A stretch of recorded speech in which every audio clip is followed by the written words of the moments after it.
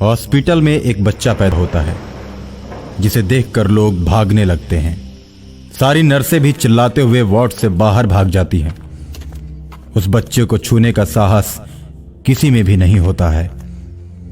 बच्चे का शरीर 2 भागों में बटा होता है, एक भाग लड़की का और एक भाग लड़के का। नर्सों के भाग जाने के बाद दोनों भाग आपस में जुड़ जाते हैं और जुड़ते ही बच्चा बहुत जोर जोर से रोने लगता है, जिसकी आवाज सुनकर लोग डर जाते हैं। लेकिन उसकी माँ उसकी आवाज सुनकर जग जाती है और उस बच्चे को दूध पिलाने लगती है। माँ का दूध पीते ही बच्चा चुप हो जाता है। उसकी माँ उस बच्चे को गोद में लेकर बाहर निकलती है और लोग उस बच्चे को देखकर डरने लगते हैं। और जब वो अपने घर जाती है तो पूरा परिवार उसे देखकर डर जाता है।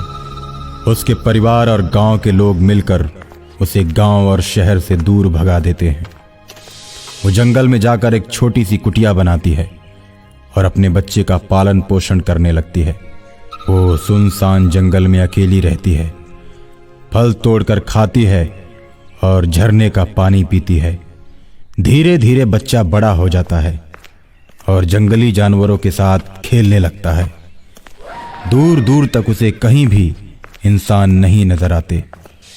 और एक दिन रात को अचानक एक राक्षसी आती है। उसके साथ एक राक्षस भी होता है। दोनों आपस में बात करते हैं।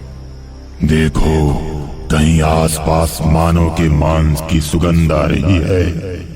चलो पता करते हैं और उन मानवों को खाते हैं। इस तरह पता लगाते लगाते उन्हें एक झोपड़ी दिख जाती है और झोपड़ी के पास जाकर दोनों डरावनी हंसी हंसते हैं।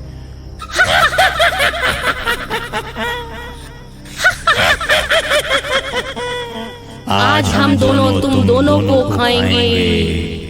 भूतों को देखते ही लड़के की मां डर जाती है, जिसे देखकर लड़का बहुत ही गुस्से से भर जाता है। आधा भाग स्त्री और आधा भाग पुरुष होने के कारण उसकी मां ने उसका नाम चमत्कारेश्वर रखा था। चमत्कारेश्वर अपनी मां को जब डरा हुआ देखता है तो भूतों पर क्रोधित हो जाता है और उनसे कहता है, तुम दोनों ने हमारी मां को डराया है, मैं तुम लोगों को जीवित नहीं छोड़ूंगा। इतना कहकर जंगली चमत्कारेश्वर प्रेत और प्रेतनी के साथ लड़ने लगता है। उसकी मां फटी आंखों से देखने लगती है। चमत्कारेश्वर को लड़ते देख उसके मित्र जंगली जानवर शेर और हाथी भी उसकी मदद के लिए पहुंच जाते हैं और दोनों राक्षसों को खूब मारते हैं।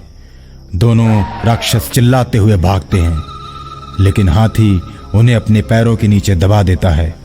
मैं तुम दोनों को छोड़ रहा हूं, अब इधर भूल कर भी मत आना, नहीं तो मारे जाओगे। चमत्कारेश्वर का इशारा पाते ही दोनों के ऊपर से हाथी अपना पैर हटा देता है और उसके बाद वो दोनों भाग जाते हैं। चमत्कारेश्वर की बहादुरी देखकर उसकी मां मन ही मन बहुत खुश होती है और उसे सीने से लगा लेती है।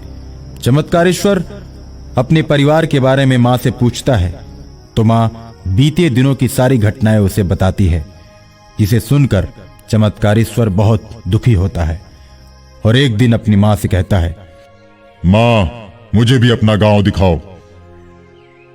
बेटा, गांव वाले हम लोगों को गांव में नहीं रहने देंगे और वो लोग हमें वहां से भगा देंगे। मां, चाहे जो हो, मैं एक दिन अपने गांव को देखना चाहता हूं। बेटे की जिद के आगे मां झुक जाती है और दोनों चलते चलते रात में अपने घर पहुंचते हैं। चमत्कारेश्वर दरवाजा तोड़कर अपने घर में प्रवेश करता है। सुबह होते ही घर वालों के पैर छूने लगता है तो उसके घर वाले डर जाते हैं। मारो, भगाओ भगाओ, इन लोगों को मारो की आवाज गूंजने लगती है। गांव वाले भी इकट्ठा हो जाते हैं और सभी अपने हाथों में लाठी लेकर दोनों को मारने के लिए चारों ओर से घेर लेते हैं। गांव वालों, मैंने जब जन्म लिया था उस समय भी तुम लोगों ने जुल्म किया था, और फिर दूसरी बार मैं गांव में केवल घूमने के लिए आया तो तुम लोग एक बार फिर मेरे ऊपर जुल्म कर रहे हो। मैं अब किसी को नहीं छोड़ूंगा, ये गांव मेरा है। जिस तरह तुम लोगों ने मुझे गांव से निकालकर बाहर किया था, उसी तरह अब तुम लोगों को भी ये गांव छोड़कर जाना पड़ेगा। ऐसा कहकर चमत्कारेश्वर गांव वालों को मारने लगता है। एक एक करके सभी गांव वालों को मारकर गिरा देता है। तुम लोग अभी गांव छोड़कर चले जाओ और शहर में भी नहीं रुकना। जिस तरह मैं जंगल में रहता था, अब उसी तरह तुम लोगों को भी जंगल में ही जाकर रहना पड़ेगा। इस तरह सारे गांव वालों को जंगल में भगाकर चमत्कारेश्वर अपनी मां को लेकर गांव में रहने लगता है और अपना बदला पूरा कर लेता है।